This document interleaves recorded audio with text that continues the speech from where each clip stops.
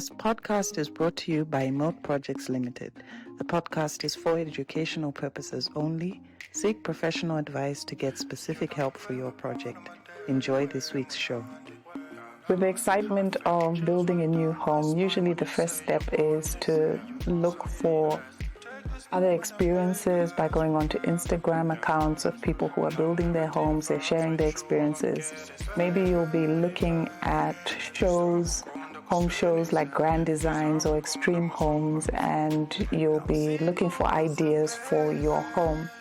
And once you've got all this information, once you've got all this inspiration, I think you most likely get to a point where you're like, now what? Because now you have to build your own home.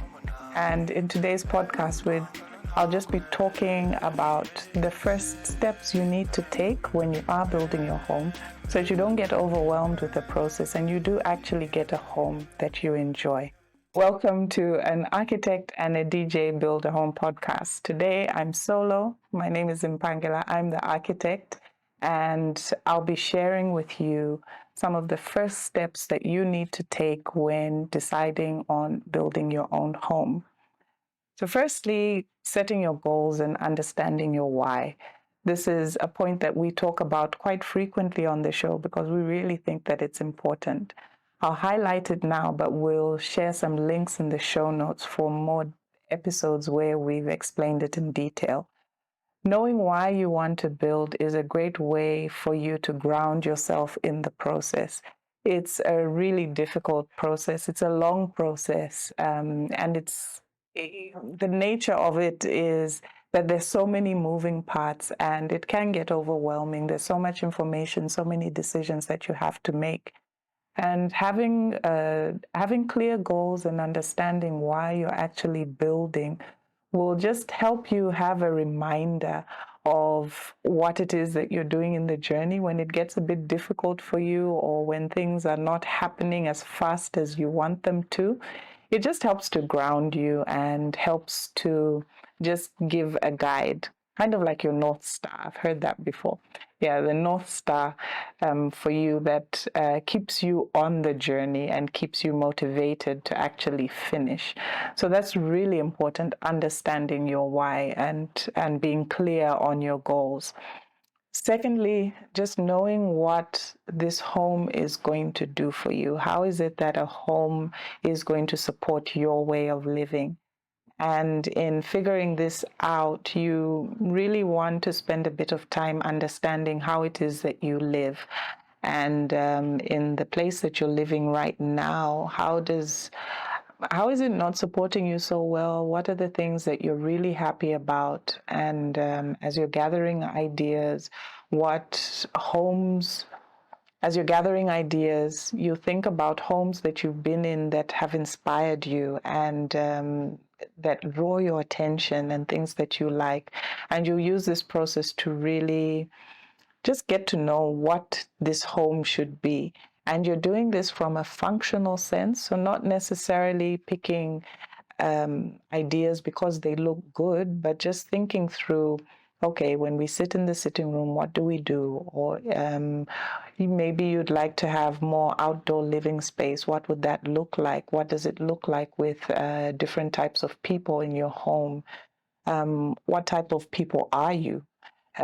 People, person, family, because this could be for a variety of people. So how does that translate for you?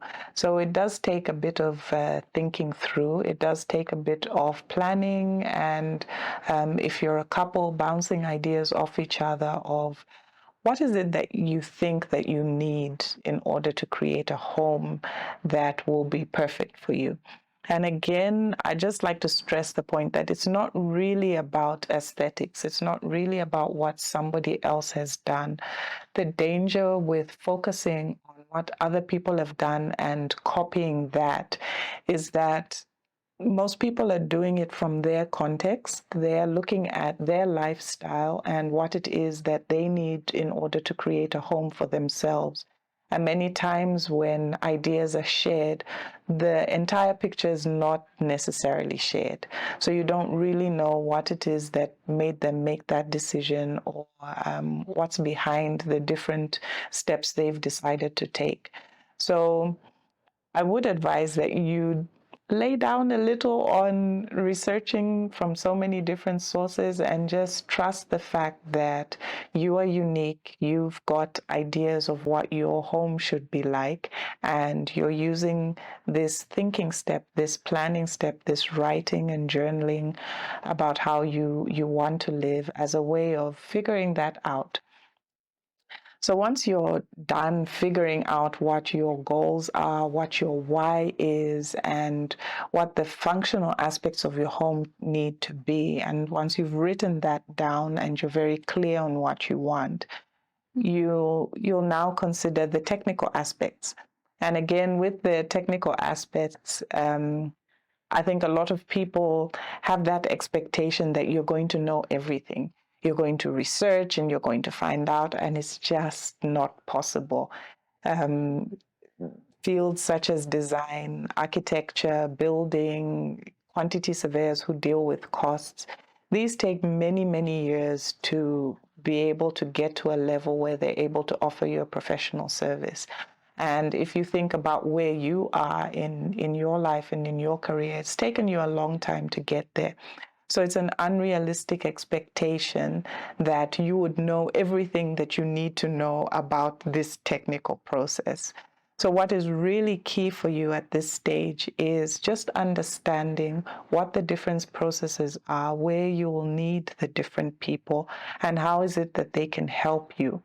And if you go in understanding and being very clear about what it is that you want, then you'll get a better process. So I'll just break down briefly the different areas where I think the technical aspects come in.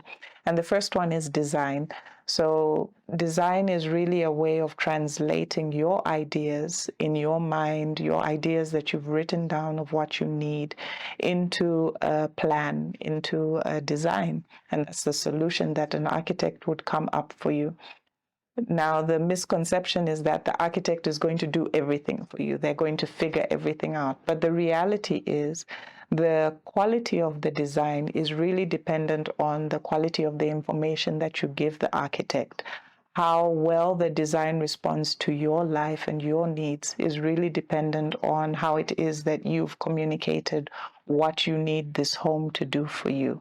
So the design process is really that you have an architect who has a skill that they can use to help you in order to translate your ideas into something that can actually be built.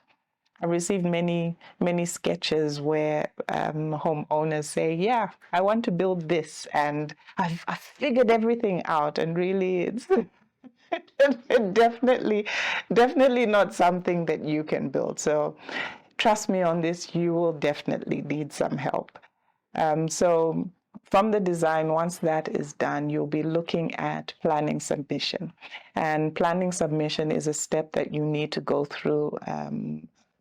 Most homes, in fact, all homes need planning approval. And there are lots of technical requirements. There are lots of regulations and rules that have to be followed and that have to be complied with. And this is something that an architect knows how to do. So planning submission, you just really need to know what are your obligations as the owner of the property, as the owner of your land? What are your obligations when it comes to compliance requirements? And just understanding the general process so that as the architect is taking you through, you really know what's happening at the different stages. Then the next technical area that you will come across in the housing process is selecting a builder. So in order to get prices from a builder, in order to understand if a builder is the right person for you, you do need information that they will use to then give you a price. So this information is in the form of drawings. It's in the form of detailed descriptions of the types of materials that should be put into your home, depending on the level of complexity There's different information that's required. So again, here it's really knowing who is it that's going to help you to be able to get through this process and to be able to help you select the best person to build. And then finally, there's construction. And the construction process, which everybody is familiar about. A lot of people think it's just, oh, who did this? Who was this builder who built this home? Again, there are lots of different moving parts. There are lots of different people who do different aspects of the construction.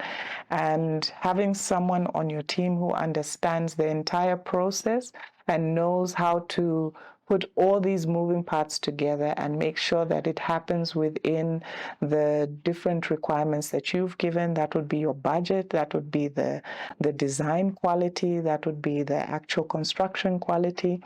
That really needs to be done by somebody who knows what the whole process is about.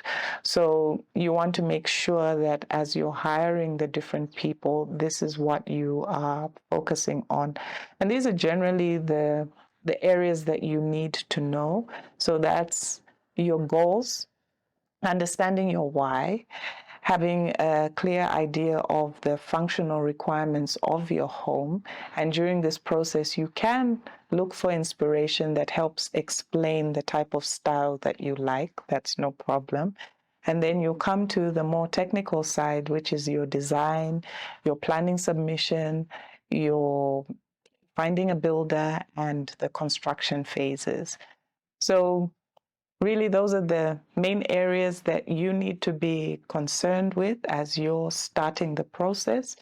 It is quite a lot. So what we're doing for the next few episodes is just inviting some friends who are involved in different areas of the building process, just to give their perspective of where it is that they help people just like you who are building your own home, where it is that they help and where it is that somebody like them would be able to be of service to you.